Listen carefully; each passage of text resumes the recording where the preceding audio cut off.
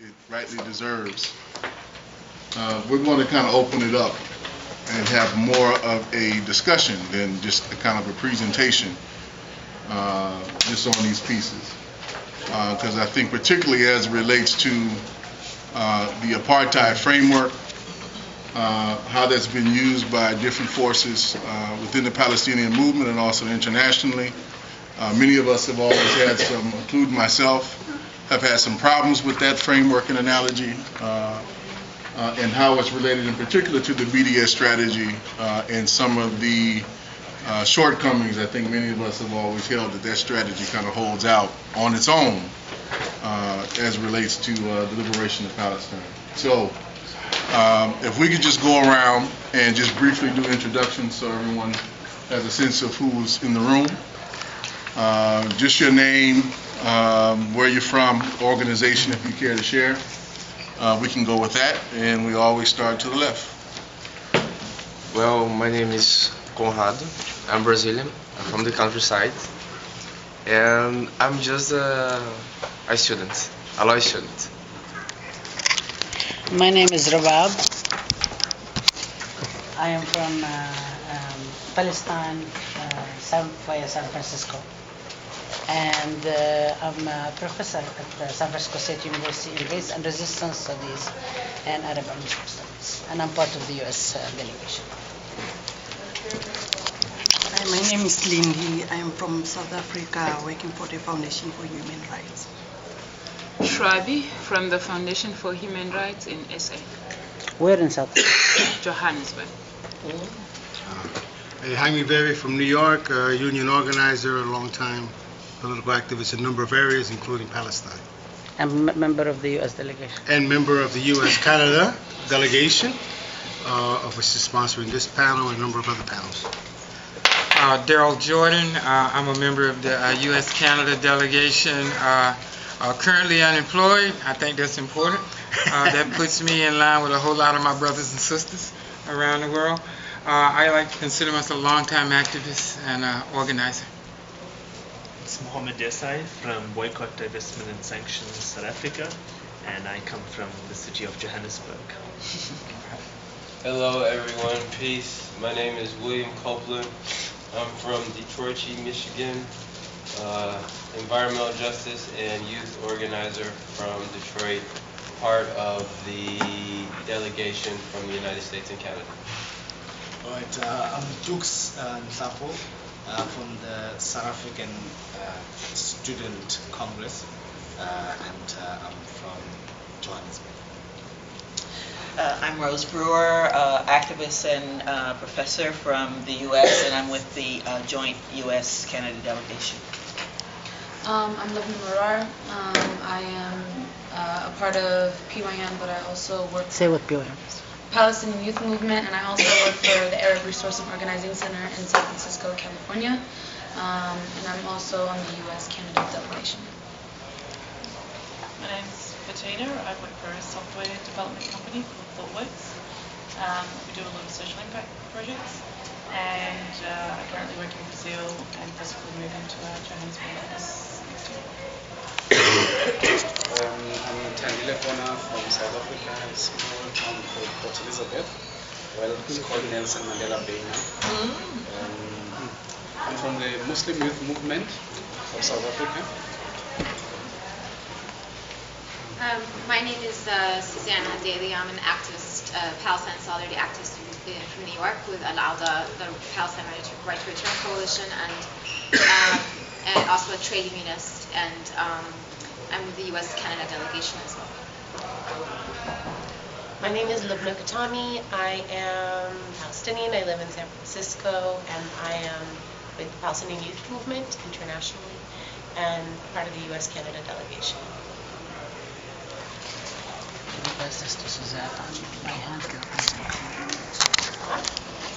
Okay, so in really opening this piece up so that we have a conversation. Again, for the folks who came in a bit late, we really just want to kind of open this up and have some frank exchanges and some discussion and debate. Because I think the quite frankly, the context in which we developed this workshop and some of the issues that we wanted to address with this workshop, really kind of challenging some of the narrative as it relates to Palestine and the two-state solution.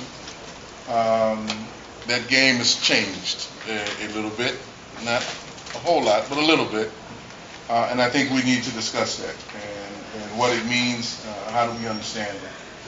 Many of us who put this piece together, this is a form of kind of introduction, we're clearly advocates for more of a settler colonial narrative to understand and historicize and then develop strategies on how to understand the Palestinian liberation movement, which offers somewhat of an implicit and for many of us a direct critique of the apartheid framework and the narrative used around Palestine. Not that it's a rejection per se, but just questioning how does that strategically play out, both within Palestine, within the North African and Southwest Asian region, and then how does that play out internationally in terms of developing relationships and allies to engage in the struggle. So we want to talk about that a little bit. Part of some of the things that we wanted to bring in part by way of analogy, but in part by way of trying to offer perhaps some perspective and some lessons from those of us who come from other settler colonial projects, which are perhaps considered to be a little bit more stable or advanced. And most of us, as you know, from the Canadian and U.S. Delegation, we wanted to make it clear that we come from, both of us come from settler colonial projects, where there's an ongoing legacy of genocide, colonization of indigenous and other captured peoples such as Africans, and these processes of both ethnic cleansing and genocide are ongoing. And they're very much part of the statehood project and very much part of the imperialist project, what some might call the foreign policy of both the Canadian and U.S. governments. So we wanted to kind of put that piece out because there's some lessons I think many of us would draw around if you don't really own up to that history, if you don't really address the root causes around that history, and you wind up making certain types of policies based on false premises, you wind up with solutions which basically enshrine inequality and legitimate inequality within kind of a constitutional framework, which is what, quite frankly, many of them want us to do. So I'll leave it at that and then just open it up if people have any comments or reflections on how the statehood question and the vote that took place yesterday has some impact on this discussion and framework. Feel free to, that's what we'll start with. Feel free to kind of chime in. Anyone? Okay, so 137 countries yesterday voted in the United Nations to grant Palestine non-observer member status in the General Assembly. What in practicality this means that the Palestine, for me, I will say my personal opinion, that Palestine can take Israel to the International Court of Justice. And this also means like what happened also with UNESCO, that Palestine, for instance, moved to consider Bethlehem, the Church of the Nativity, a world historic site. We are hoping that they will actually do more than that. There is a lot of places in Palestine that are being threatened. Israel is wiping out, and I don't know how many of you know that, for instance, Hayy al-Magharib, which is the Moroccan neighborhood in Jerusalem, was completely wiped out in 1967, which was actually the residence of the Palestinian, African Palestinians, Palestinians who came from Africa to fight with Salah ad-Din against the Crusaders, and it was wiped out completely to build the Wailing Wall in this place. So this is kind of like some of the examples that may be possible practically to be implemented as a result of the vote. I think that the vote in general, like symbolic, sort of like support for Palestine and so on. This is kind of an international level. On an international level, it's okay. I have a problem with the quote from another perspective, that the efforts of Palestine is sort of like seem to be kind of like Palestinian Authority seem to be wasted.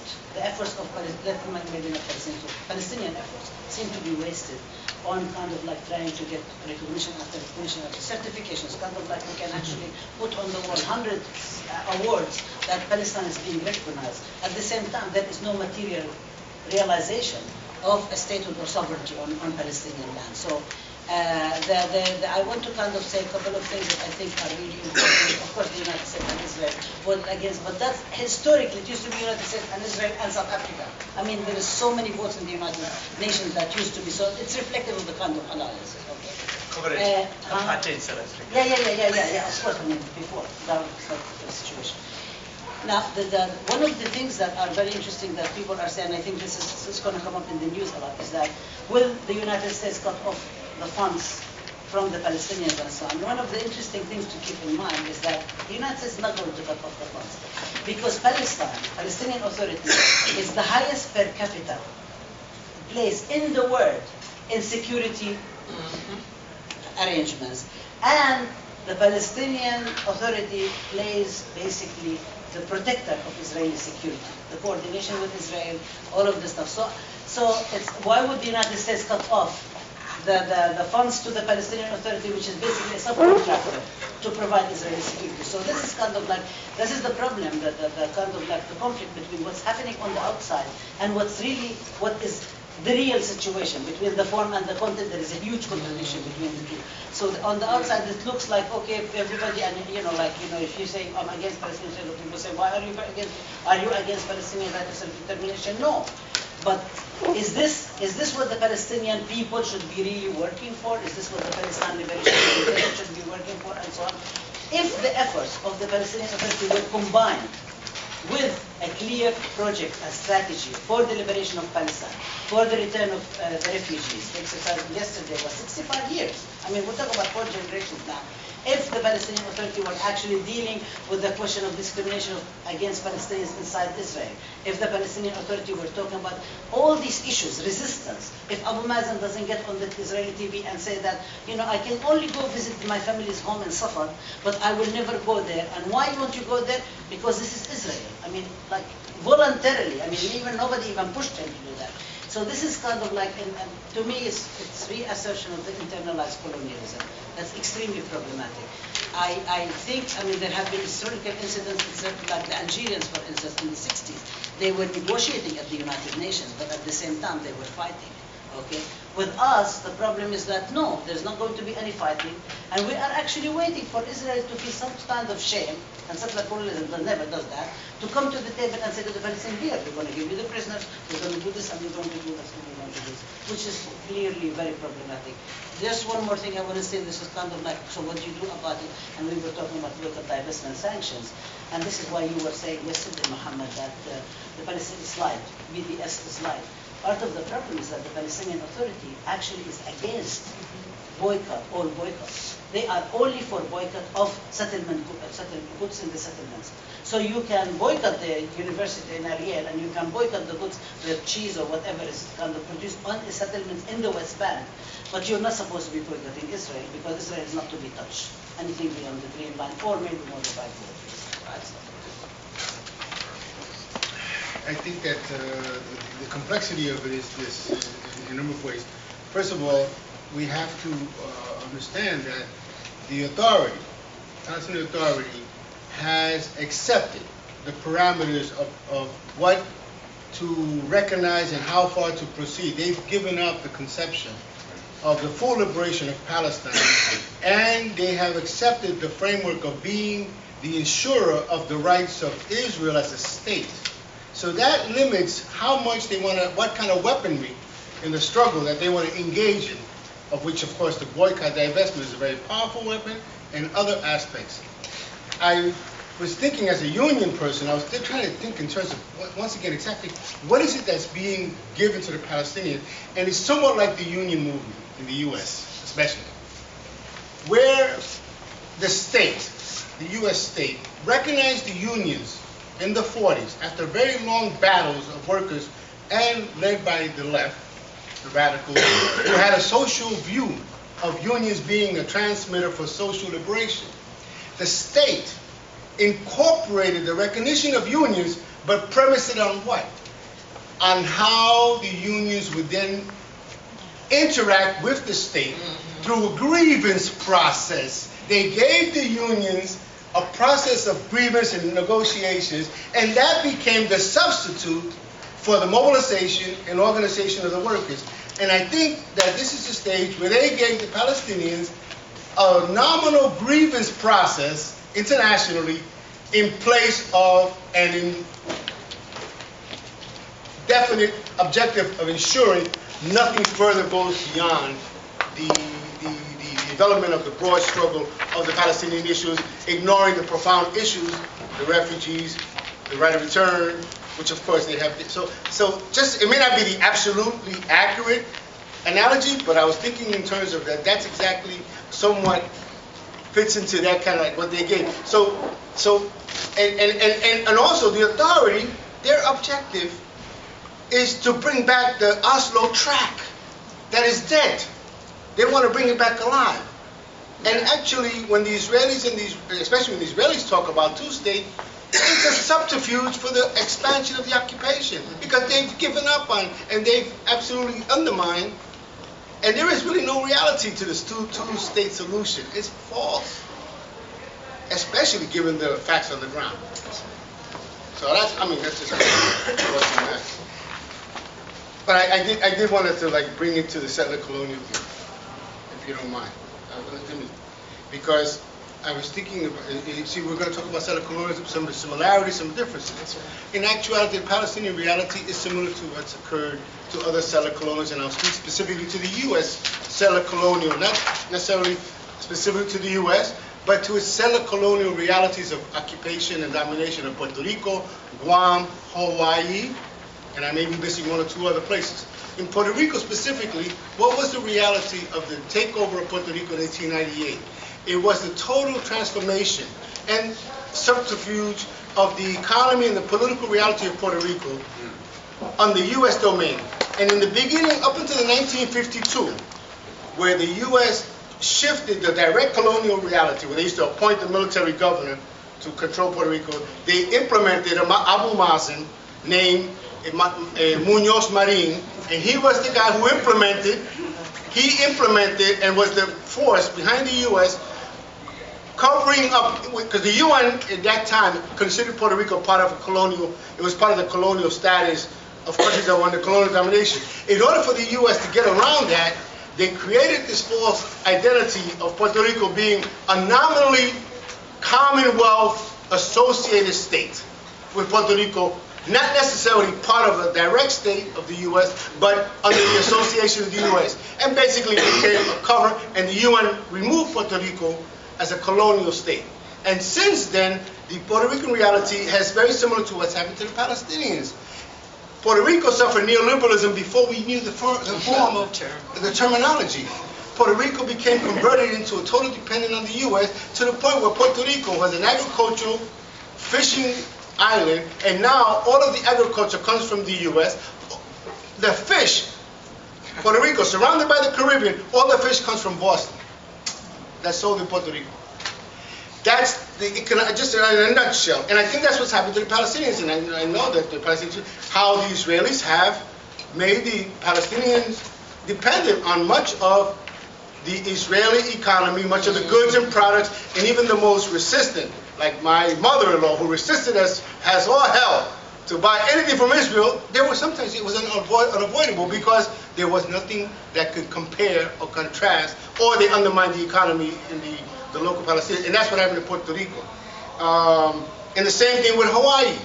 Hawaii, they actually made it into a state, converted it, eliminated the existence of the indigenous people of Hawaii, to the point now when one thinks of Hawaii, they think of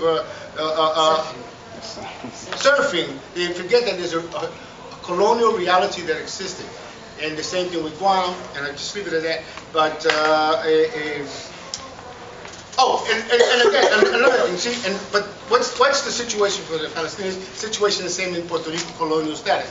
They made the Puerto Rico economy and the working class and the people totally dependent on U.S. economy. So like I said, they destroyed, Puerto Rico was a premier coffee producing country. That's very limited now and it's not on the world market. I had to go to London to see Puerto Rican mango for the first time because it's not brought into the U.S. Okay, and the economic reality in Puerto Rico is where people have become dependent on service sector jobs, tourism jobs, which pay very minimal, or government-related jobs, which is very similar to the NGO process that we were familiar with. But again, in Puerto Rico, it was done before we became more familiar with the NGO process. And so that people who fight for independence, when you raise the question of independence, the argument is, well, gee, you become independent, then what? You lose all your benefits, you starve like the Cubans, you have no... So they developed this dependent relationship to the point where now they can become a chokehold on the question of whether you can expand and further the struggle for your own independence. And I think there's some analogy to Palestine and then, of course, to other settler colonial realities. Could I take that further back than what Jaime took it? Since we're talking about settler colonialism, I don't know if y'all know, but this is the 150th anniversary of the Dakota-U.S. War. And the state that I currently reside, Minneapolis, Minnesota, is a perfect example of the absolute removal of the Dakota people. The locating of them in quote, reservation concentration camps, and the activists and the radicals on the ground demanding the right to return, even in 2012, where Native American people have a so-called domestic dependent relationship. When you hear the term sovereignty, it's very qualified, a domestic dependent people. A year ago, when some of us went to Chicago for a protest against NATO and the G8, we developed a little bit of a document of the U.S. timeline around settler colonialism, white supremacist settler colonialism, because the racism piece is so profound in the U.S. case and certainly in the South African case. But let me just quickly, because I know we have this issue of apartheid and we want to hear about that. But this is the kind of timeline we developed from the 1400s to the 1700s.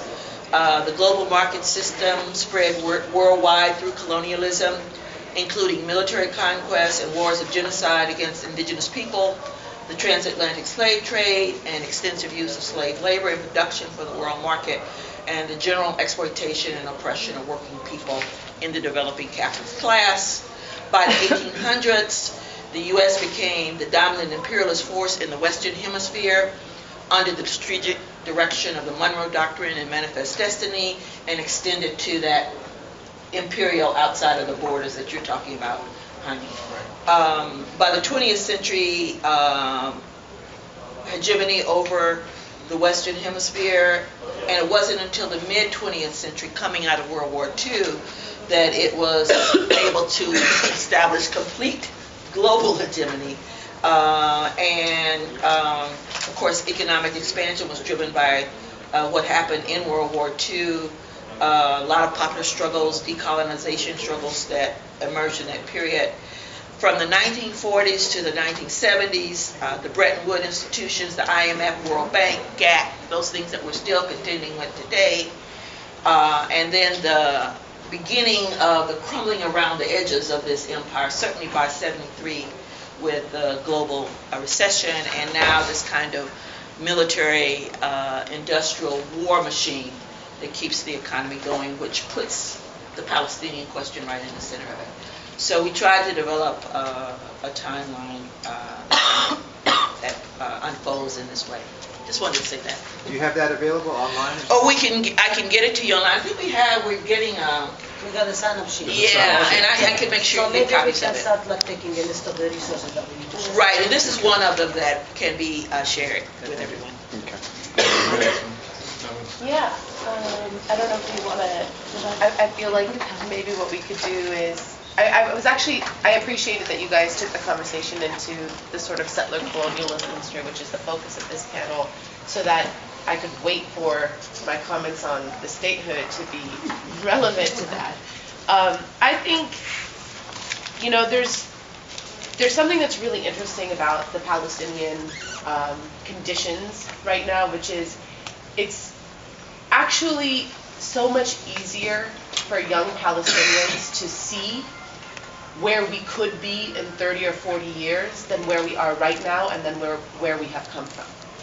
And I think that that's really interesting because in order to know what our role is in terms of sort of the organizing or the justice and liberation work that we're trying to do, it's so important to understand that history that led us up to this moment. It's so important to understand sort of the legacy of the movements that have come before us, the pitfalls, where our leadership was pigeonholed, where we made the wrong moves, where the trajectory changed internally before it became public, and where statehood came into a conversation about, you know, came into a conversation as a practical and tangible reality when we've been constructing and sort of driving ourselves and our relationships with our allies all over the world to be part of this liberation movement in Palestine and as Palestinians internationally, and that Palestine reflected for us this imperial settler colony, a microcosm of all of the sort of destruction of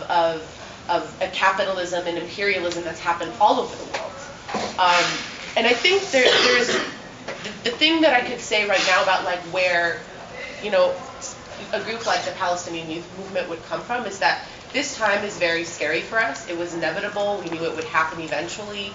Maybe we were a little bit shocked, but it's scary for us because it's the actual point in which we're seeing an official shift from that traditional settler colonial model to the neo-colonial model. And then what I meant when I said it's easy to see the 30 or 40 years ahead of us is because we see the existing conditions in the entire global south, in the neo-imperial model, in the neoliberal model, the destruction and the sort of oppression in a new packaging of technology and surveillance and puppet regimes and dictatorships. And now we're sort of seeing ourselves in the heart of, okay, is this that transition point for us in an official way?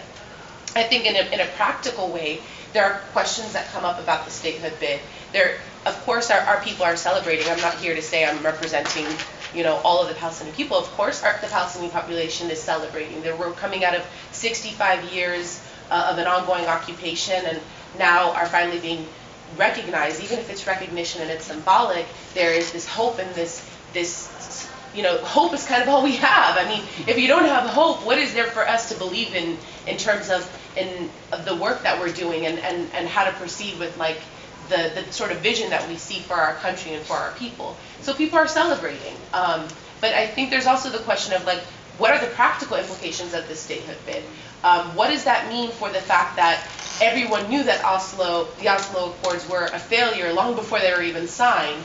And then we said, okay, well, we're just coming out of a brutal intifada in which our people were really crushed and our movements were destroyed.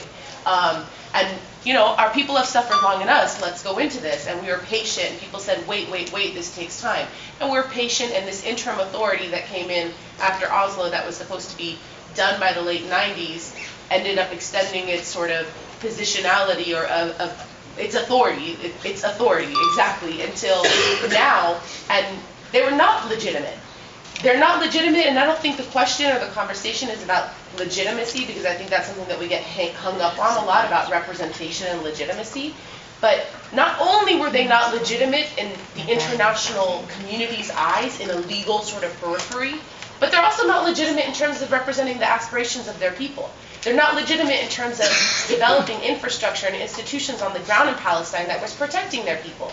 They're not legitimate in terms of addressing the issues like Jerusalem and like the refugees and all these other things that their people were, that the struggle and that our cause and a final solution was dependent on. And so now, in the last year, when young people sort of got this wind of energy coming through from the Arab revolutions to say, you know what, maybe we should stand up too. Maybe we should just stop being patient and stop being quiet and stop saying that, you know, this is just our situation and there's no power that we can do with it. Maybe there's another alternative. Maybe we need to seriously explore what is the role of the PLO, what should it be doing? What is the role of the PA, what should it be doing? And what is it doing? Comparing that to the actuality of what it was doing.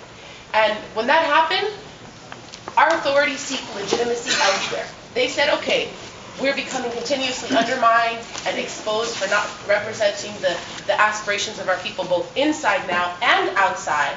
And now let's go and try to seek recognition elsewhere. And that didn't happen.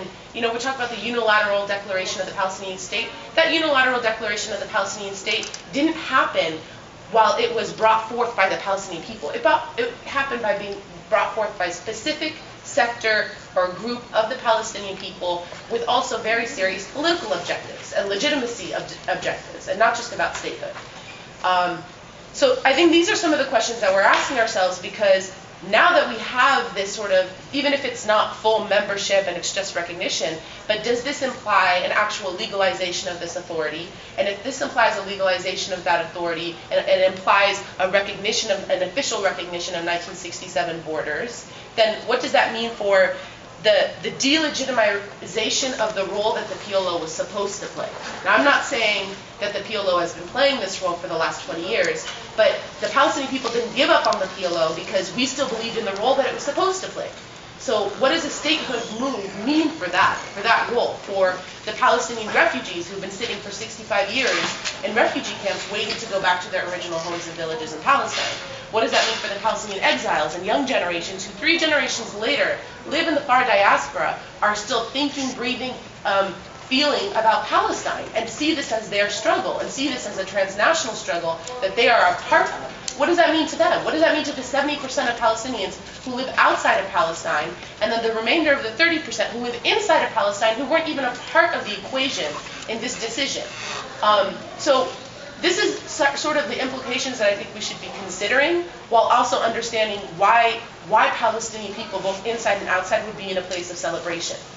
We're in a place of celebration because we have been stuck in a time warp of 20 years in which our land has been annexed at rapid rates, our political conditions have been deteriorating, our people are suffering, the prisoners, the refugees, Jerusalem, all of this has gotten increasingly worse, sort of juxtaposed next to our movement being completely disarmed and crushed, and the internal sort of splits in national unity, which is not a split based on representation, but it's a split based on the lack of a political program or political project, has been sort of put on the sideline next to watching all of this deterioration and us not knowing how to move forward. So all of this is really important in the case of Palestine, because it literally is highlighting the contradictions between statehood and liberation movements, the contradictions between what is apartheid or what is sort of segregation and what is at the heart of settler colonialism. Settler colonialism includes the displacement of people. Some of them who live inside their border, the new empire or nation state's border, some who live outside. It includes apartheid, it includes exploitation of labor, it includes annexation of land and resources, it includes development of technology and surveillance that's practiced in the region and that's exported globally so that people in all over the world, governments all over the world, can use those practices and trainings and arms against their own people. And so this current time in Palestine is very, very relevant to sort of our longer term conversation about how do we understand settler colonialism historically, and how do we understand its continuous reformulation, expansion, and packaging, and the implications that that will have not only on political movements, but what it will have on actual people, on people's livelihoods on the ground who might not see themselves as a part of a political or liberation movement. And so these are just some of the things that I think are really important for us to consider in this time, while also keeping in our minds, like, yes, the Palestinian people were put in such a deadlock situation that we can understand where these celebrations are coming from, and we can understand why people feel very, very hopeful and very, very proud that Palestine is recognized as a state. I'm sorry, I just want to add, but I know there are people who want to speak, but I think Because there is another, I mean, I agree with you that there was some kind of despair, but I think we really need to remember that this comes on the heels of this amazing resistance from Gaza, where Palestinian factions, resistance factions, actually came together and responded to the Israeli attack and actually performed really well. And it was unity. I mean, this for a very long time, there hasn't been this kind of coming together and actually resisting and deterring an attack of Israel. So in one, I mean, you talk about kind of like the immediate objectives of Abu Mazen and the Palestinian Authority. I don't think Abu Mazen had any choice but to actually do this from the perspective of Abu Mazen. But there is resistance going on. So it's not that there isn't. There is.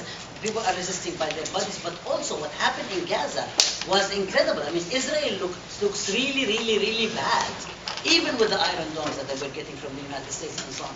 So if you think about that, you do have models, maybe. And then also there was the bombing that happened in Tel Aviv and so on. There were people protesting in many places. So something was happening.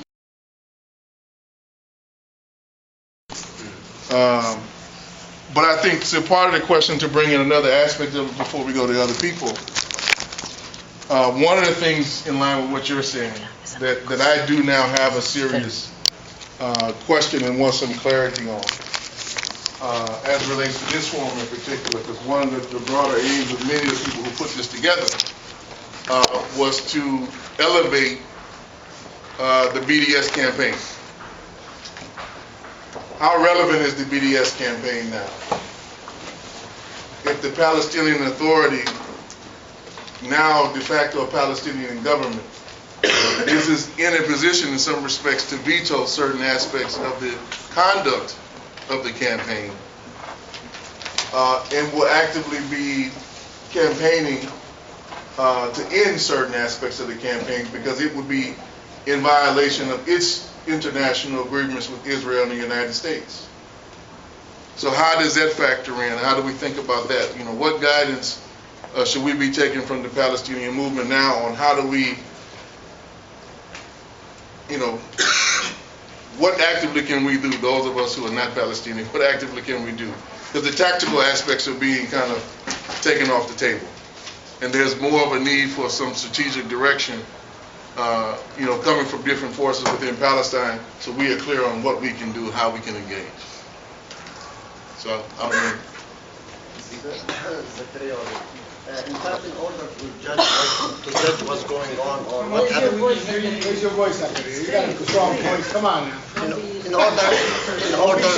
In order to judge what happened, especially yesterday at the UN, whether it's really a victory or not, it's important to take in consideration, to look on the ground what's being considered or what's been going on.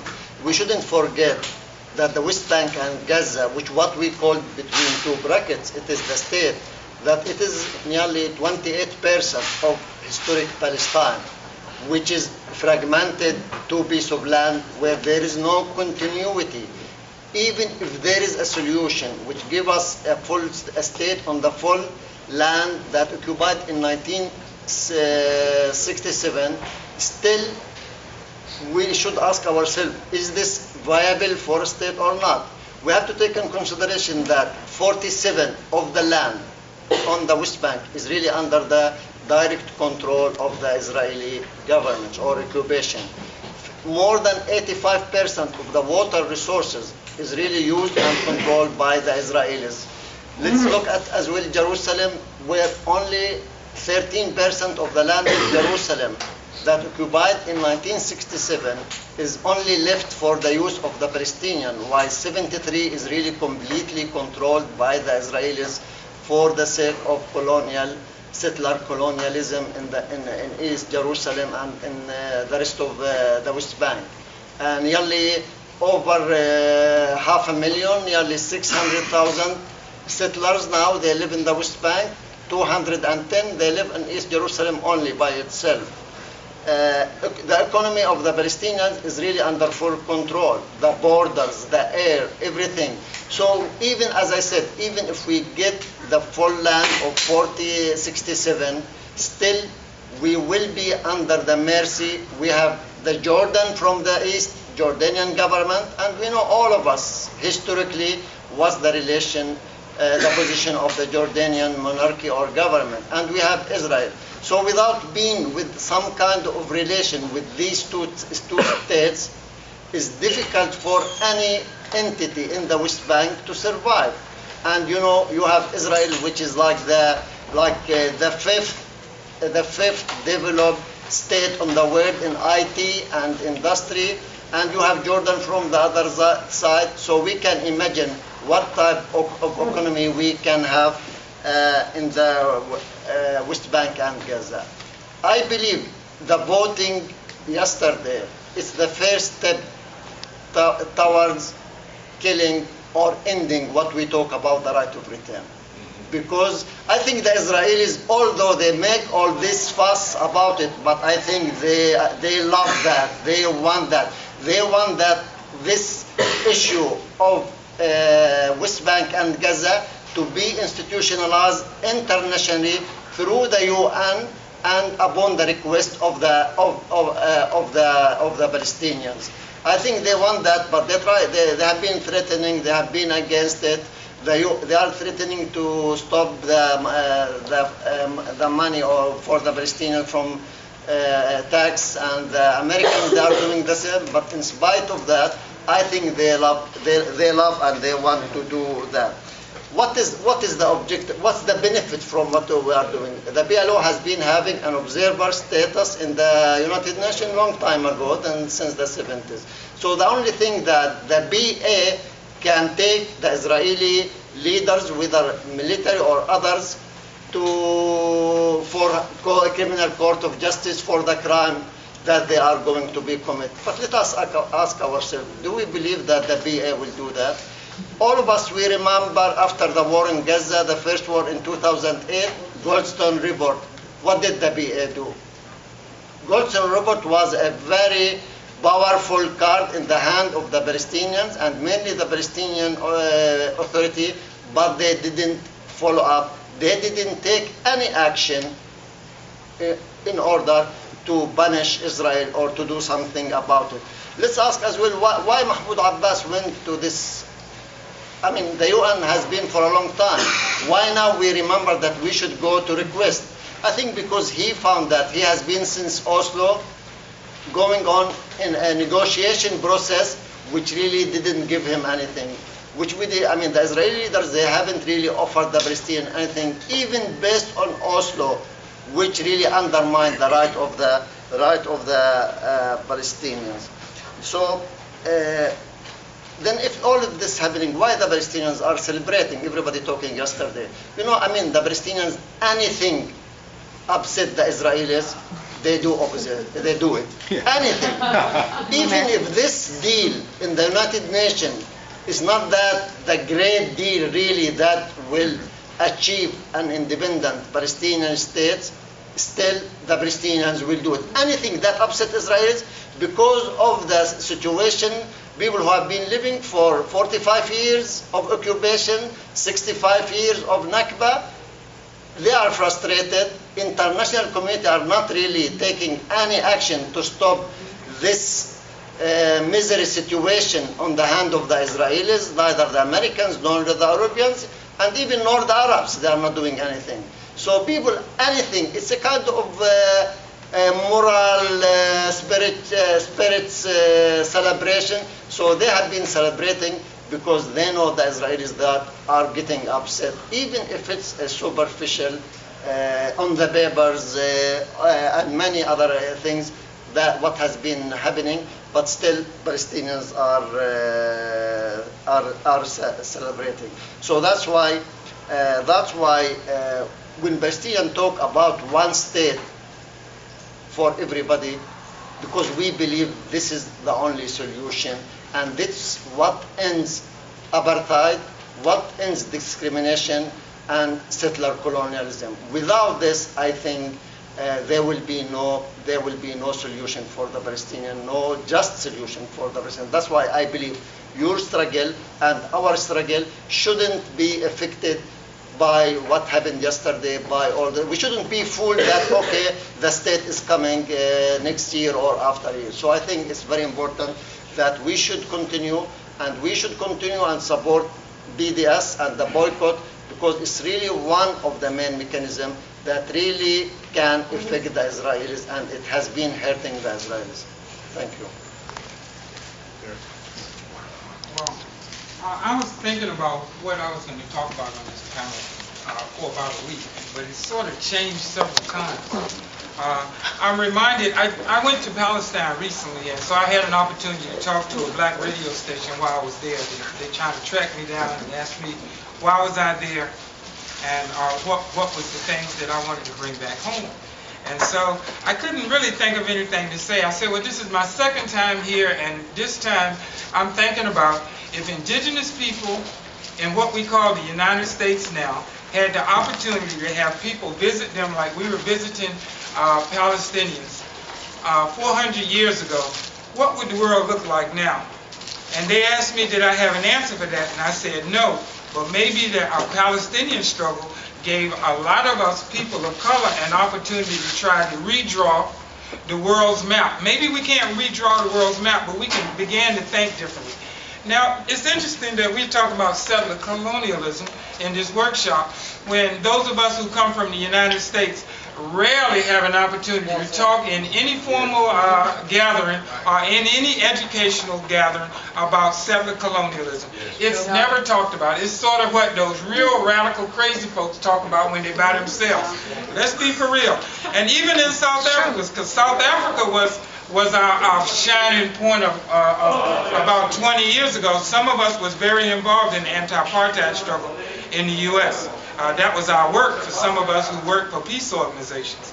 And there's a distinction that I want to make right here, that because there were so many African Americans in the U.S., there was an understanding that they had to let us work on South Africa. I'm speaking as someone who worked for a white peace organization that's international in scope for about 20 years.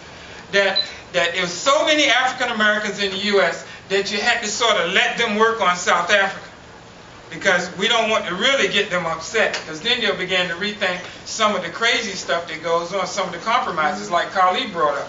You know, because each time we run into these engagements, we learn about ourselves. We have to rethink where we are. And so it's interesting that people of color, all who were activists and organizers and were pretty progressive and radical, we were doing a lot of work on South Africa. We were doing work on all kinds of issues around the world. And then my sister, my friend, Rabab, who we happened to run into each other because she spoke at this white peace organizations thing, because she was a Palestinian. White peace organizations aren't afraid of Palestinians as long as you come in 1 and 2s. I mean, you know, because you can come and you can talk. Change doesn't come as individuals. Change comes because we come together as groups, as communities. And so she came to speak, and then I think she got to meet the person who was my boss at the time, Rosemary Kubas, who invited her to come and join with us and talk with us and stuff. And so Rabab shows up, and she kind of throws the challenge out there. I want to know how you people of color can talk about and work on any damn thing but Palestine. And we had to think about that. And the reason we had to think about it is because this was the last bastion. The white folks would let us talk about anything. We might not get a whole lot accomplished, but at least we could talk about it. We weren't allowed to really talk about or use their resources to do any organizing around Palestine. And some of it, they say, well, you know, you're anti-Semitic. You know, and you know you can't be objective. Because those of you who endured slavery, and those of you who've been illegal immigrants, and those of you who've been colonized, oh, hell, how dare you let you try to be objective? You can't see this thing. You got to see both sides, you know? And so that was sort of like the kind of introduction to working around Palestine. But I want to say that most of my work around Palestine has been more about learning about African people in America and what we need to do. Every time I go to Palestine, I learn more about where I'm from than I know about Palestine. And that was why I was going to tell you that I can't really talk a whole lot about Palestine and Palestinian politics. That's not my expertise. But every time I go there, I learn about us. And I can tell you I was a big part of doing some of the anti-apartheid work, was part of the national organizing and planning for the Coca-Cola boycott.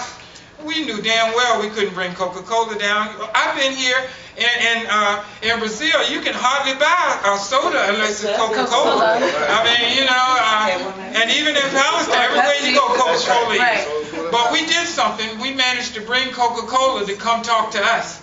Coca-Cola sent its #1 black man to Philadelphia to meet with black folks in a basement and figure out what could they do. What can we give you to stop this? And the reason, we were negotiating with the ANC, and some of us still had connections to the PAC, and we were talking with them because you know you can't define how other people struggle. We're supposed to be in support, and so we said we need to do this Coca-Cola campaign because we need to educate people in the U.S. about what's going on there and here. And Coca-Cola gives us a handle to do that. And I raise that because as we talk about BDS and folks talk about with now the new structure that you've agreed to, if you're sort of a government in waiting, an informal government for Palestine, then you come into some agreements that you can't be advocating things that bring back down the demise of Israel if you're in agreement with them. Well, I think that there's some ways that we need to do BDS, and I'm not Palestinian, and I can only speak for Darryl, and you can criticize me, say anything you want, but my challenge is that we need to find some things that we can target, that we can begin to educate the regular folks, the masses. That's what matters. In regards to Coca-Cola in South Africa, there were elementary and middle school kids who have begun to take on the mantle and the struggle about South Africa in the U.S. You know, they knew more about South Africa, some of them, than they knew about the struggle of the Civil Rights Movement, because it was in their face. We gave them something that they could do. They was kicking Coca-Cola out of schools, you know. They would say, oh, no, can't have that here, you know. And they forced their parents to take a stand, you know. And when we were there, and so this is my thing. When I was in Palestine about a month ago, every goddamn where we went that they had a new settlement or whatever, we seen Ace Hardware. Now, I can tell you now, I haven't done the research, so I can't tell you a whole lot of stuff. But in the United States, Ace is the place with the helpful hardware man. For what it means, Ace is the place for the helpful hardware man. They're friendly, they're helpful, and they're all about the good stuff. You know, they got a great reputation. But they're in Israel, and they're helping people build these settlements. They're contributing to it because their presence is there. Clearly, as a hardware store, they're allowing people to continue to build up this stuff. And for a lot of the settlers that leave the U.S., they go there and they're subsidized to live at a level that they could never live in the U.S. I mean, you know, just so that they can steal Palestinian land and try to redo what they did in the United States a long time ago. Coming back to that parallel where we can sit in a room here and talk about settler colonialism, but rarely do we have the opportunity to have those discussions with the people that we work with and the people that we sit on the bus with or that we party with or whatever. I think that this becomes a point that we need to begin to talk about how we educate each other. And that we should be talking about settler colonialism and what has happened because of settler colonialism in the U.S. and in South Africa in ways that people say, we cannot let this happen in Palestine. And I had to ask a colleague because I wasn't even straight. I asked him, I said, is this the 21st century we talking about now? In the 21st century, you mean to tell me that we're going to let the same thing happen that happened 400 years ago in the U.S.? It might not be exactly the same, but we're talking about the same bullshit where white people based on the Bible get to come in and take the land because God gave it to them. I mean, you know, it didn't make no difference who was sitting on it. God gave me this land, and so I get to take it, and if you don't want to move, we'll kill you and move you, but that's okay, you know. And so, yeah, it looks kind of different. In South Africa, it didn't go that route. Some of us had hopes for a different kind of ending in South Africa, and so I won't bore people with what our hope was in the communities that I grew up in. There wasn't an ANC slogan, but there was a slogan that used to come out of South Africa when I was a teenager. And I'm 58 right now. But when I was a teenager, we used to love that slogan about march them into the sea. I can't remember the exact same thing. But those folks from South Africa do know, whether you like it or not, and I take all the blame for whatever I bring up here, But the PAC had a slogan about march the, we call them settlers in Palestine right now. But so it would be march the settlers into the sea. I can't remember what we used to call them. What we used to call them in South Africa. Yeah, marching into the sea. But so that was a way of saying that South Africa belonged to the South Africans, and that there was nobody that was supposed to be there dictating what that reality was supposed to be. Unfortunately, I profess to my own ignorance. I'm not a professor, so my history is sort of like bootleg from the grassroots. In some ways, there were people in the United States who was part of making the same compromises in 1964 and 65, who were brought into the dialogues in regards to South Africa and what South Africa was going to look like. Because they were projected to be international heroes in the African American community, they were exported to South Africa as we began to build relationships with the South African struggle. It wasn't the grassroots folks who was out there boycotting Coca-Cola and doing other kinds of things, trying to make sure that South Africans got a chance to rule their own country. But it was those same people that was managing black folks in the U.S. who became the ambassadors from the U.S. that weren't white, who could go there and talk to South Africans because we both looked alike. And so they went over there and they began to talk their bullshit. And next thing we know, there was compromises made. The apartheid kind of thing, which means apart kind of thing, just remind us of separate but equal, you know, Jim Crow South kind of bullshit. And so what you come up with is this equal rights thing, you know. And so South Africans end up with a concept more akin to equal rights than this is our land and we own it right now. And so now we come to the part, I hope I'm not making anybody upset, but maybe sometimes we need to be upset.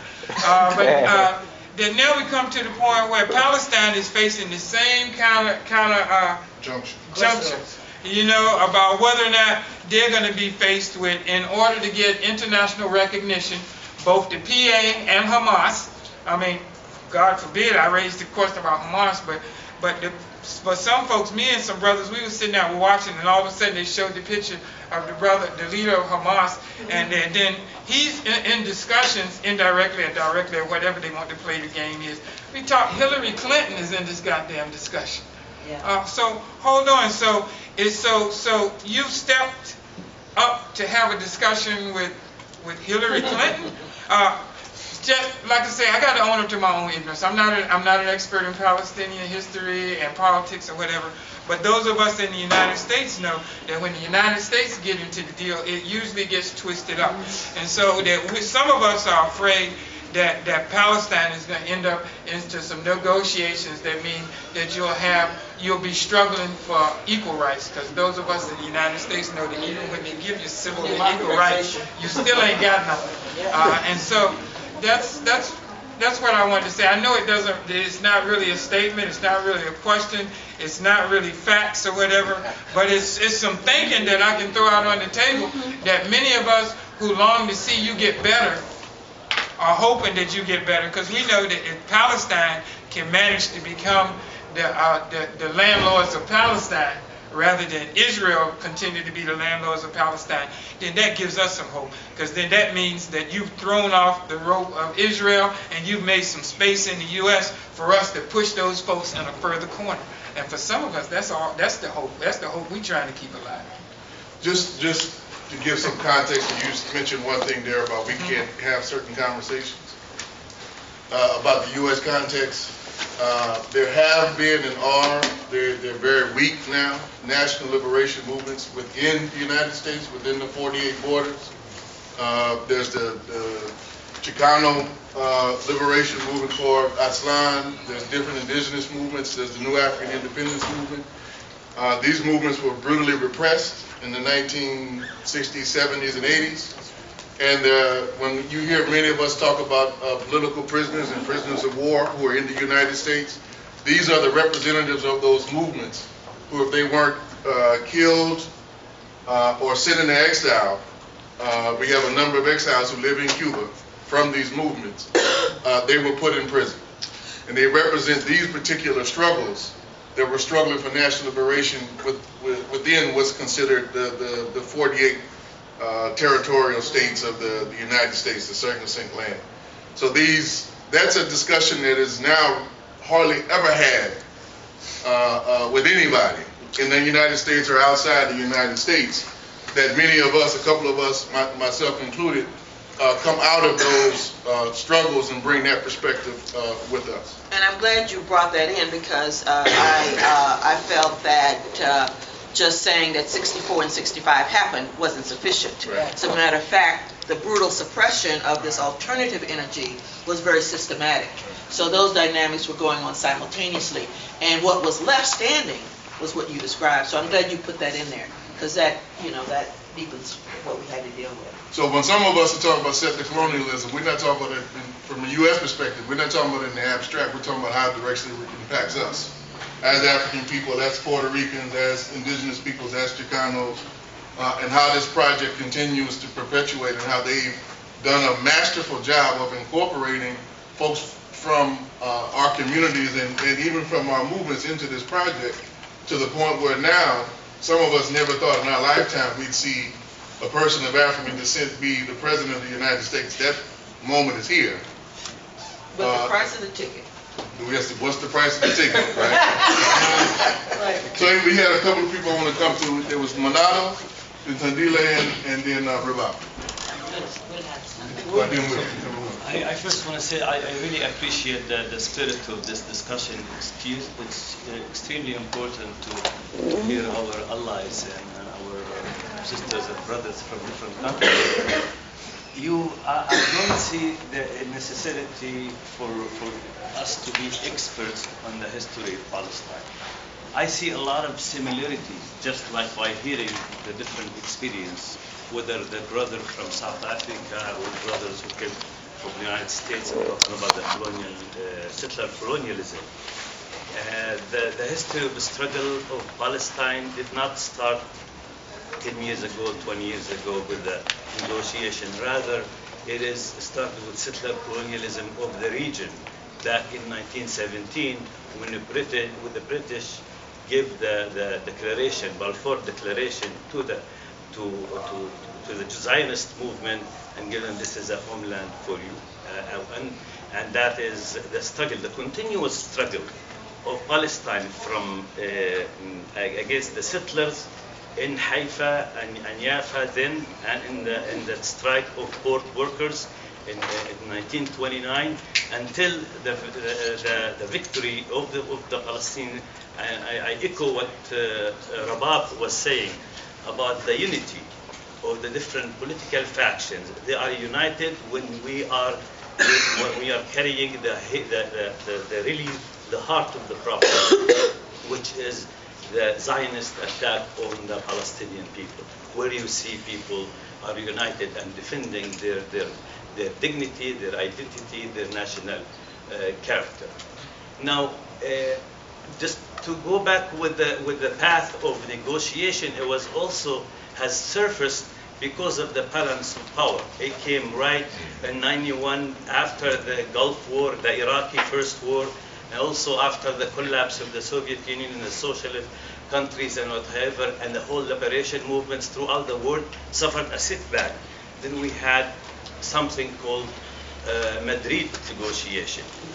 And on the end of Madrid negotiation with the different sides, with Russia in the last days of Russia, Soviet Union then, and different, like Spain, it was in Spain, and it was like an international setting. Ishaq Shamir, the Prime Minister of Israel, said, he said, we want the negotiation to continue to be 20, 30, 40, 50, 60 years. Okay? We want to negotiate. In the meantime, the negotiation started, and they started building a new reality in the ground. Similar to what Zakaria was saying about Jerusalem, about building settlements and everything. Now, what happened in the United Nations, I'm just bringing that up so we see the picture. What happened is not surprising in the United Nations yesterday, but also we cannot exaggerate a victory about what happened, nor we can, undermine it. It's something that has happened. It is to steer our way from talking about improving and aligning ourselves to the liberation movements, to start to talking about state, therefore contain us like they contained in 64 and 65, like they talk about the end of the apartheid in 94, it did not end it. But knowing we are in a healthy discussion right now, knowing that our global unity, understanding the imperialism and understanding the colonial settler in the world. Therefore, we see the battle for a free Palestine, and that's the name of this forum, is a battle for the freedom of all people against poverty, against what's happening right now. It's not by coincidence. That is, we living in a fluid Middle East. Egypt is still not in a stable situation. And yesterday, Mahood Olmert is saying, yeah, I agree with that. He's disagreeing against Netanyahu and the Israeli government, is saying, yeah, we should support the Palestinian bid for state, which making a split inside the Israeli, talking about this is supporting the containment of Palestinians under the PA as long as they don't bring Hamas into the picture. So this dynamics should not blind us, or should not have us just talk about what has happened is significant, but it will do nothing but keep us struggle more and look about the commonality with all of us, including and not limited to the government of Brazil, who's continue to have economic relationship with Israel, South Africa, the country South Africa having this, and then expose the Zionist influence with all different institutions who are trying to silence our activists, to censor us inside the United States. To talk about people when the minute they feel that there is an impact, no matter how small it is. You're talking about Palestine, they start, attacking by, being anti-Semitic and all this, crap that still belonged to back a long time ago. But it is really bring us a new, what Loubna was saying, that we have a shift right now. We really need to expose these enemies, to expose the forces that exploits the people are the same enemies that support the colonial state of Israel, and that's really a new level of solidarity. And that's why I think that's what we would elevate this level of solidarity, when we all are in solidarity with each other. We just need to understand more about each other's situation. So just so folks know, Thandile, Rabab, okay, what I'd like to maybe just to try and bring the debate back to the BDS campaign. I think the Palestinian cause, especially in South Africa where I come from, has fallen victim to it has become a money spinner, a big enterprise of people using it to make money, and people using it to, and the point I made earlier about the oppressors championing the oppressed cause applies as well to the Palestinian cause, where you have unreformed racists championing the Palestinian cause. And that explains the reason why the Palestinian cause has not gained traction in South Africa amongst the majority of the population, which is the African population. You speak about the PAC. I did not reveal that it was the FHR paid my ticket. That's my political home. My father was trained in exile for the PAC military in Africa. He came back to South Africa, got detained, escaped, went back to Tanzania, came back in 1990, died in 1996, a poor man, treated as a criminal, and even today there are APLA combatants who are in South African jails, treated as pure criminals.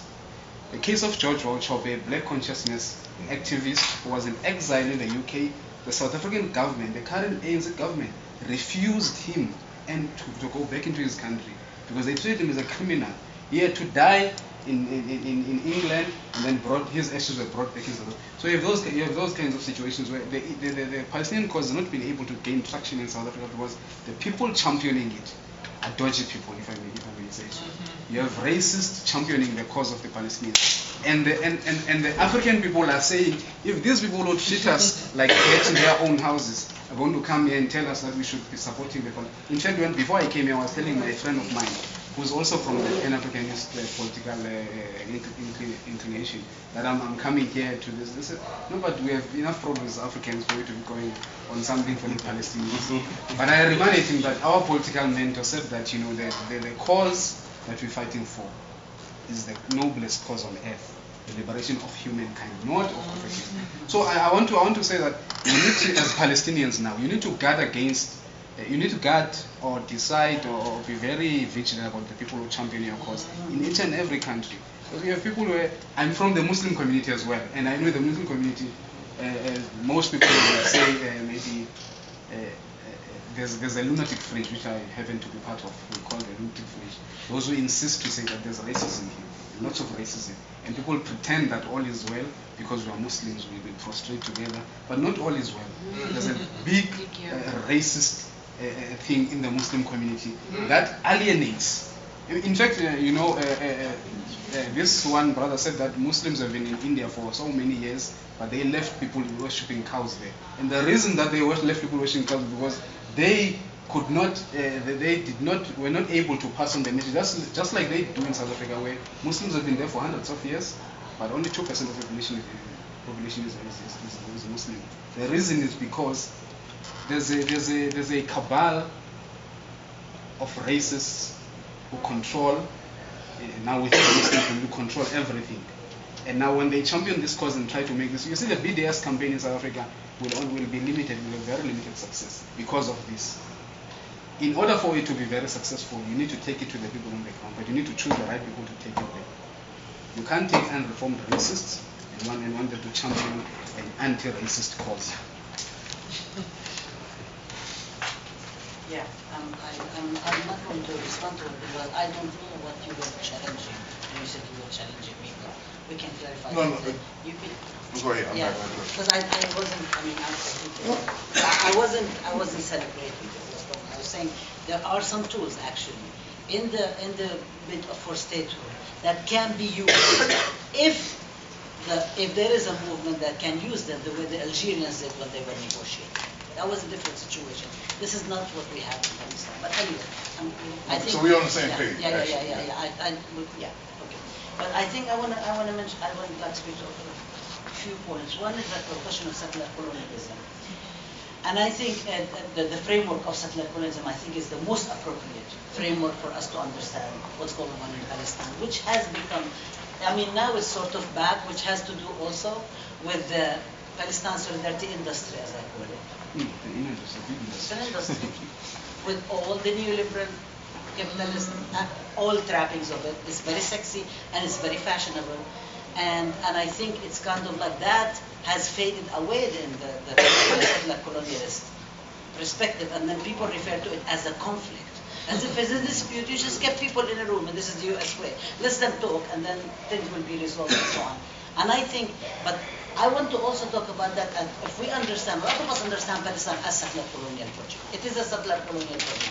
And if we lose sight of that, we are actually on the wrong track, because then our tools for resisting that, for understanding what's going on, as well as our alliances become affected with it. And, okay, so then I want to take it back, talk about the US, because I think people talked enough about South Africa. Maybe we can come back to that too.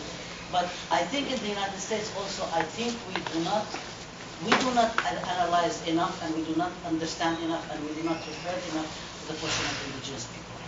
And I was really happy that, Rose, you also brought it up there. And by the way, this is kind of like why a lot of people could not join us, because there is the 150 years of the Dakota, and then people are really busy. And November is the busiest month for indigenous people in the United States. They have too much, so it's kind of like, and also a lot of us, and to talk about the World Social Forum, a lot of us also have a lot of misgivings about the World Social Forum. So maybe we apply our own analysis also and the critique to this being part of the Palestine solidarity industry in terms of the good stuff and the bad stuff.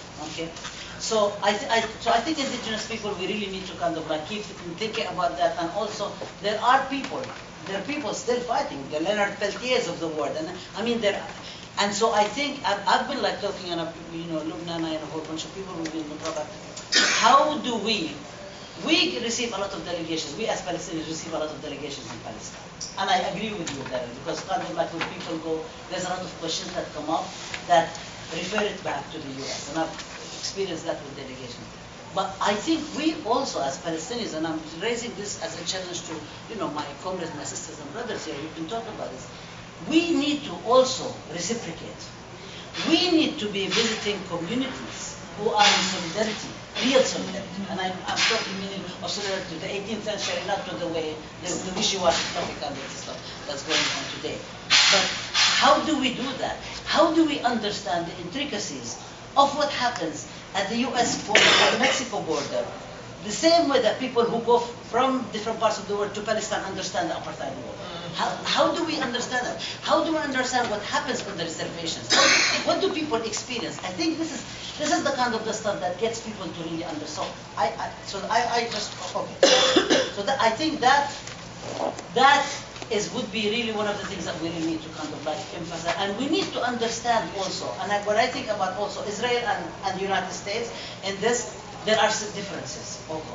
So yes, and there is the indigenous situation. And then people say, well, what the Palestinians are going through in Palestine is very similar to what happened to the black people in the US. It is not the same. It is not the same. Or some people say, well, it is what happened to the black people in the US is the same what happened to Jews from Arab and Muslim, Arab and third world. It is not the same, because it was the Jews who came from Arab and other third world parts were not kidnapped, enslaved, and the legacy had lasted for so many years. It is a very different situation. So I think, kind of like the relationship between the African Americans and the indigenous people in the United States, it is not the same as the relationship between Palestinians and Jews of color in this way. And because a lot of people keep saying is the same and so on, and they refer to the Black Panthers. And I think it's really, really important for us to be very clear, politically and very clear, analytically and very clear, historically, about where are the limitations of comparisons and where they start. There are certain things that we are united in struggle and so on, but we also, even the strategic alliances that we talk about, we cannot assume that there are strategic unless we work on them. I mean, we really need to work on them. And when you're talking about the racism of some communities, the whole question of class, the whole question of the entitlement, the whole question of how people benefit from the system, really needs to be addressed. So I think Muhammad was speaking yesterday about light again, and I think this whole BDS light is kind of like, let's sell it as sort of a civilized package of the way people can support Palestine without them really being affected with it.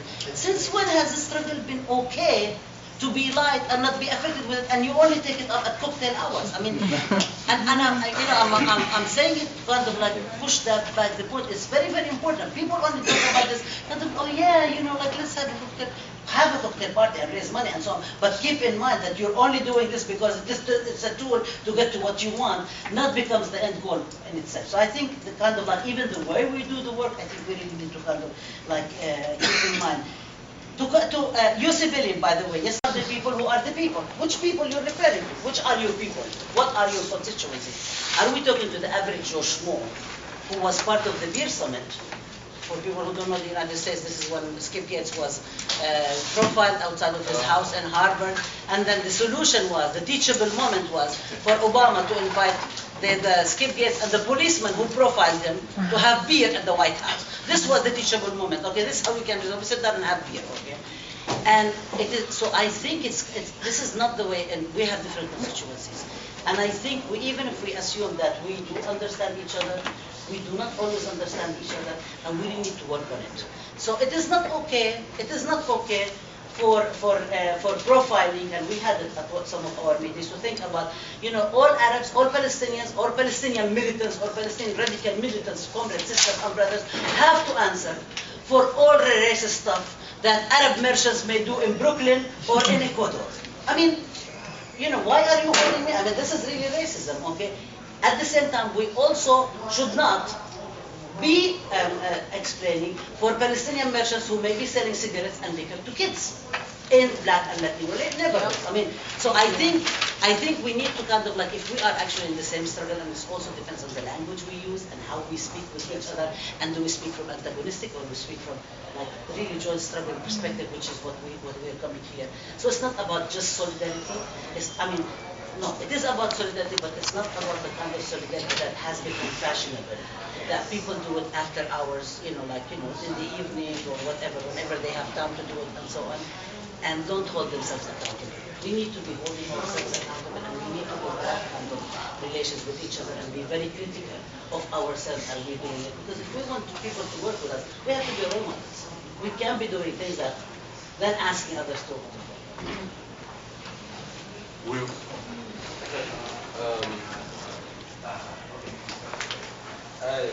Everybody said, I'm going to try to say something new that wasn't just said in the last few minutes, because everything that was said I resonated with more and more.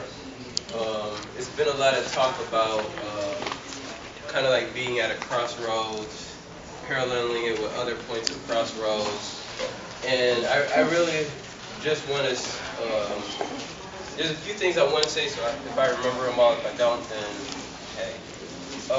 But at the crossroads, I really want to just speak to this notion of not just keeping alive the struggle, but really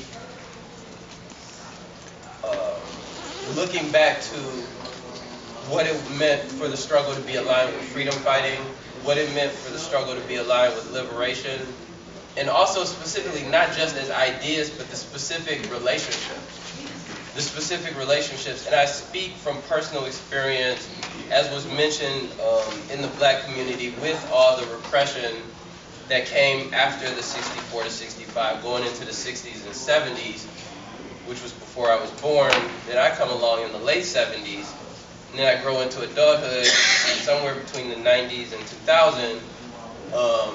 But I say that in terms of what was not there as I was coming into my activism. Because of that distance of time, what didn't I get? Darryl and I have been exploring a lot of this on this trip. But if the struggle disappears in a certain kind of way, you get a preponderance of nonprofits. You get the sentiment that Barack Obama is the culmination of the struggle. You get, not just to mention just a community that is very challenged to respond to the issues in the community.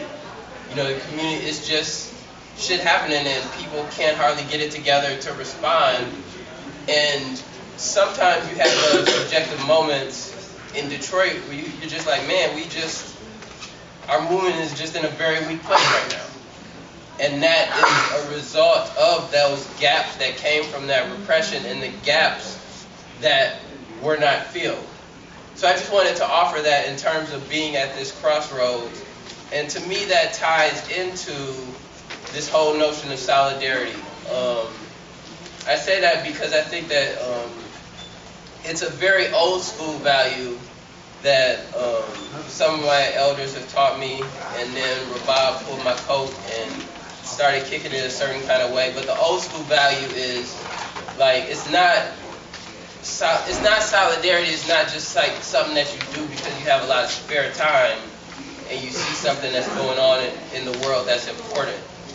And what I would call community to community, or what I would call people that are engaged in struggle, communities that are engaged in struggle relating to each other. And it is difficult. I mean, it is a question of, you know what I'm saying, if you got folks that's struggling to eat, struggling to keep safety around them, why should they relate to other people? It's good to get to that question. Don't ignore that question. It's good to get to that question. And it's good. I've been very influenced in the last 2 or 3 years. A big part of my development comes out of the United States Social Forum. One of the principles that the United States Social Forum put, which the World Social Forum has yet to take up, is the leadership of oppressed people when it comes to social change, as a principle that is not to be compromised. And it's not saying that, the ones that have the most money should be the leaders, or the ones that can be the most effective can be the leaders, or the ones that do the most research should be the leaders. And that has really affected me and affected my outlook And I don't even, in addition to some of the elders and nationalists that have showed me various things, but I think that in terms of solidarity, I think that for me it's like, yo man, these people that's coming from privilege, they don't have what it takes to lead this movement. I don't want to follow them. I don't want to, somebody that just looks and says, oh, I want to help you. Get out of here, man. Maybe don't get out of here, but get back. At least let's have a critical discussion about your role. How about that? But I think that that's also that gap. You know what I'm saying? And that gap is some of the organic mechanisms have been lost. So he's like, oh, it's a vacancy. Nobody's doing nothing about this Palestine thing. Come on, let's have a meeting. You know, come on, we gotta help them. This so, you know, at the panel yesterday, the sentiment was, this is so important. I gotta do something about it. You know, that's a very dangerous sentiment. It's not a terrible sentiment. It's just a dangerous sentiment. Wait, the panel that you were on yesterday? Yes. And I think that this discussion that we're having here, and I really think that this notion that keeps getting repeated of, yo man, we in business, taking care of our own business, making these things in our own communities, but we see that it's a struggle for humanity. It's a struggle against capitalism. It's a struggle against militarism. It's all these things, and we're compelled to figure out how to aid your support. You know what I'm saying? And to me, just from some of the things, you know, I got pictures of elders that went down to Africa, participated in various movements. I consider that a very old school value, you know? And so I wrap it up by saying that it's an honor to be here. Thank you for listening to me. Be here, back here. Yeah, I'd like to echo what somebody else had said, that the discussion really has an energy which is appreciated. Also thanks to comrade from South Africa, Thandile, for also critically discussing South Africa. You know, it's sometimes held up as a model that should be followed, exact, but it actually has quite a lot of contradictions, not only the struggle against apartheid, but also the current apartheid, or the current South Africa that we live in. You know, racism has this ability, or supremacy has this ability, of moving from, say, a political or a cultural realm into an economic realm. I mean, this is what happened really in the civil rights movement to a large extent, but also in South Africa, where you had racism, where you had political gains being made, but racism and supremacy had already moved into another realm that perpetuated the oppression that you were up against. Thandile, you know that at the Apartheid Museum, we have these big pillars in Johannesburg. The one is written peace, the other is written reconciliation, the other is written multiculturalism. But the PAC nor the ANC, I mean, these were not the values that were being fought for. Peace, I mean, it was actually the anti-peace that was driving the movement inside South Africa. And so I think that at the center of our struggles in South Africa, within our social movements generally, but also in Palestine, justice needs to be placed at the center of our work. I'd also like to say that, look, I mean, I'm not sure that when we are in solidarity with a certain struggle, or when we take on a certain struggle, we don't take this on necessarily because we need Palestinians who we are in solidarity with to also take on our issues, or to also take, it's a selfless thing. We stand in solidarity because of our interconnectedness. We stand in solidarity because of our shared humanity. We don't stand in solidarity because South Africans never, people who stood in solidarity with South Africans in their hundreds of thousands, if not their millions, didn't do this because they were waiting for something else to be paid back. Yes, in a larger sense, of course, we're waiting for of course, in a larger sense, we expect a certain comradeship in our struggles, but not you need to do this, then I do. No, I mean, this is a selfless thing. And we must be unashamed, and we must be unembarrassed in taking a very strong position, whether it's in support of whether it's in support of Palestinian solidarity or any other issue. It was outside the South African embassy, and I do make a differentiation between apartheid South Africa and today's South Africa, however flawed it may be. Outside the apartheid South African embassy in Washington, where a civil rights activist was asked, but why stand in solidarity with people thousands of kilometers away when you have your own issues here, when you have your own systematic racism in this country? And she answered that we can chew gum and walk at the same time. I mean, in South Africa, we had a similar slogan: you can run and shoot at the same time. But we use the civil rights movement.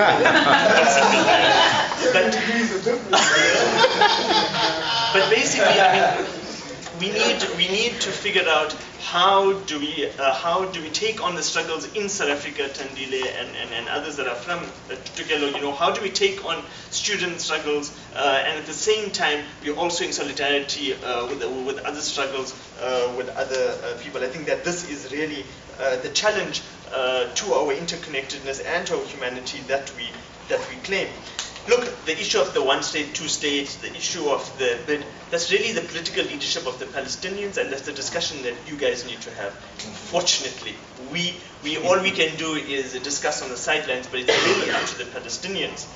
And I think that for us, that the UN bid or no UN bid, we need to place, as part of our pro-justice agenda, we need to place Israeli racism, Israeli settler colonialism, and Israeli occupation apartheid at the center of our campaigning. And I do feel that no matter what comes, I mean, the end of all of our discussions at the World Social Forum, in order for it not to be part of the solidarity industry, we do need to speak about concrete campaigns. And as activists who are involved in this, I think that boycott, divestment, and sanctions needs to be, I do feel, and I think that this is missing in some of our discussions, we do need to refine it. We do need to talk about what is working, what is not working, and how we can take those campaigns to a much larger level.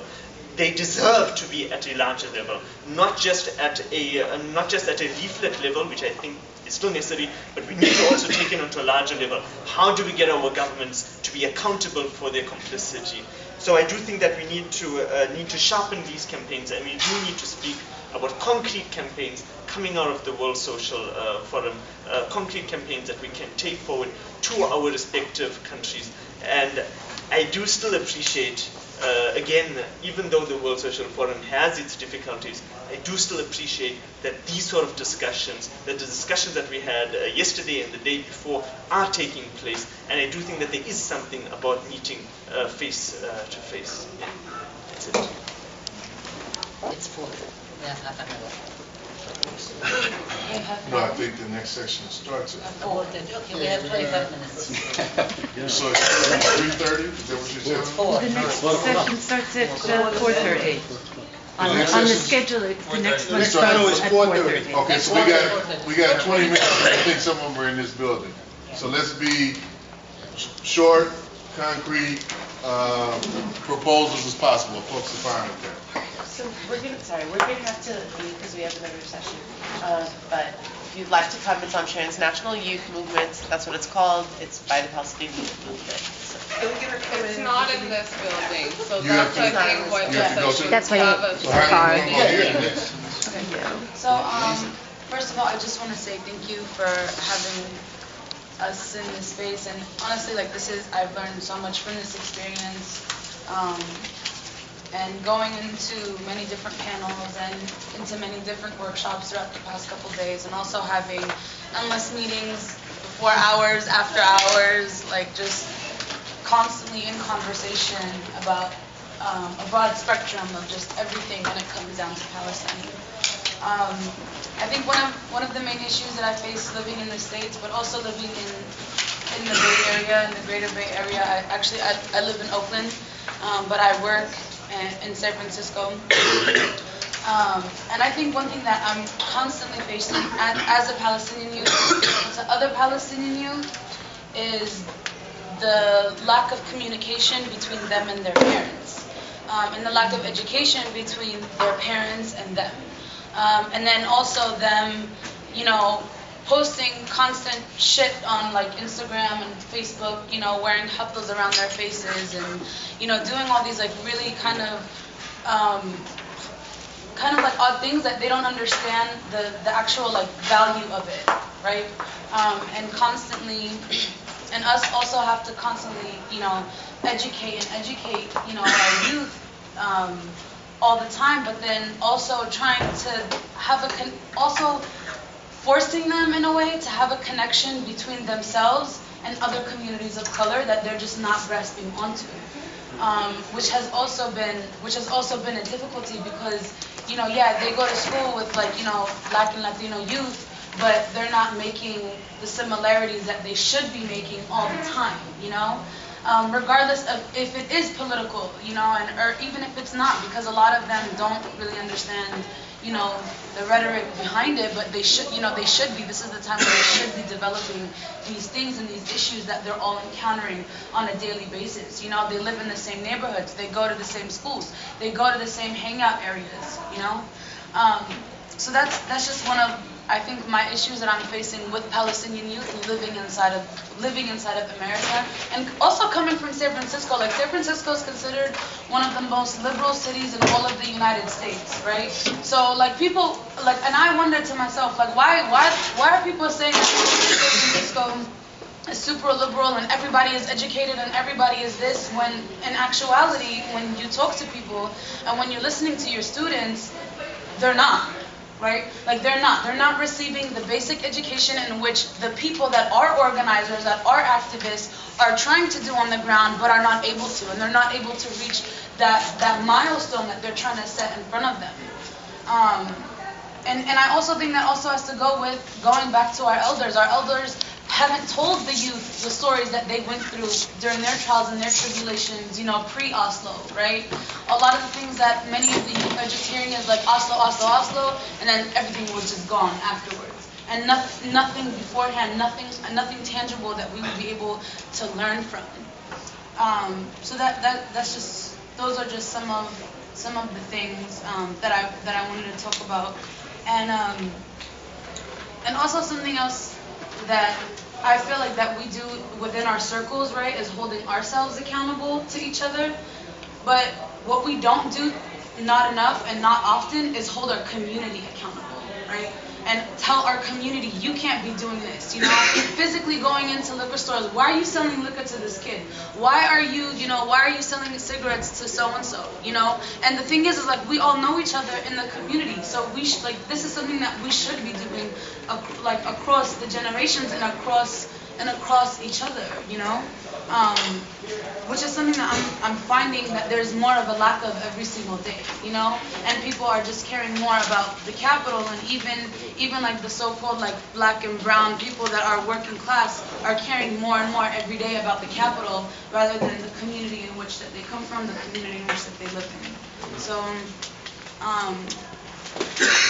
yeah, that's just something that I just wanted to say, and I really appreciate the conversation today. So yeah. Yeah, I think that there's an important element to even be able to have this kind of discussion, and that is that it forces us to rethink how we frame political questions. How, over a period of time, depending on how a struggle unfolds, we are forced and have been forced to retreat even in our terminology. And in this specific discussion, the bottom line is that the settler-colonial question has to be brought back to center.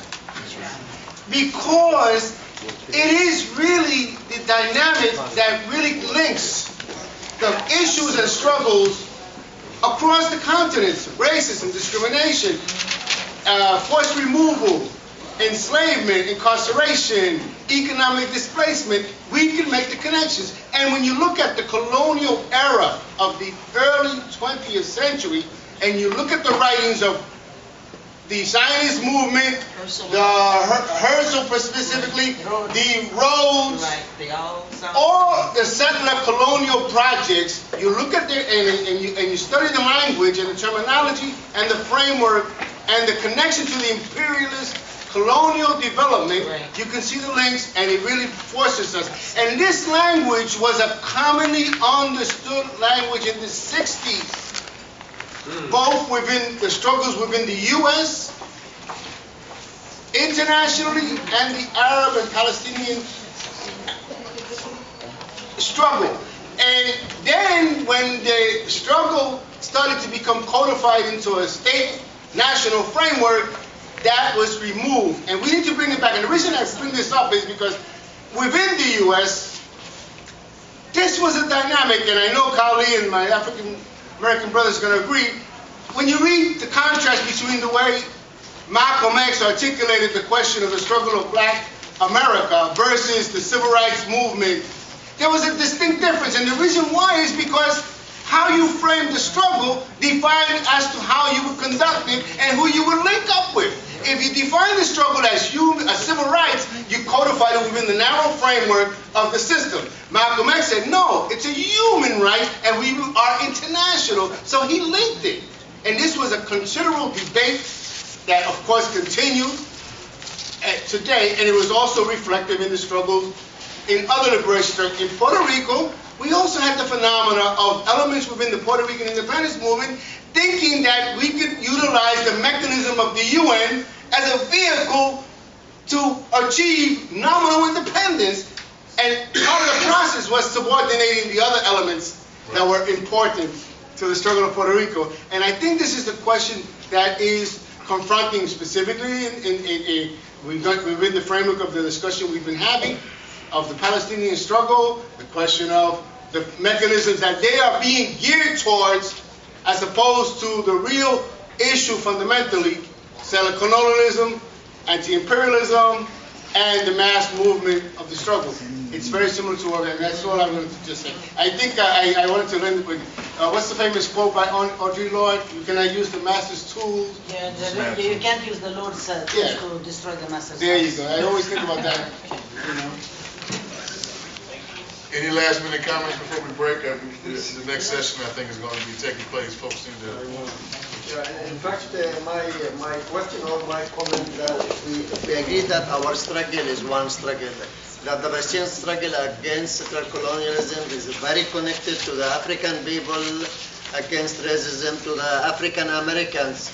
I mean, is it right that if somebody or part of the leadership say that we accept that we have, as our friend here say, that it's up to the people or up to the Palestinians to decide what they want. They want one state or two states, or we have to judge it from, is this really a struggle towards ending colonialism or not? Regardless, because like what happened with the ANC, what happened with there are other liberation movement that sometimes there are some deals here and there where some part of the leadership would accept some kind of deal or some kind of thing. That do we have to support it regardless if it is really a step towards the struggle against colonialism or not? Good question. The struggle continues, I think, is what the brother basically says, regardless of, what form it just took place.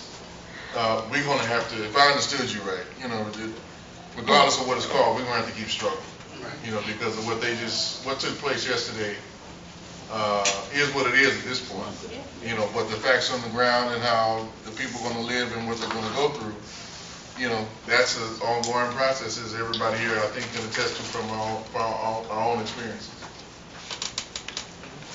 All right, thank everybody. Saluta continua. Thank you. Great session.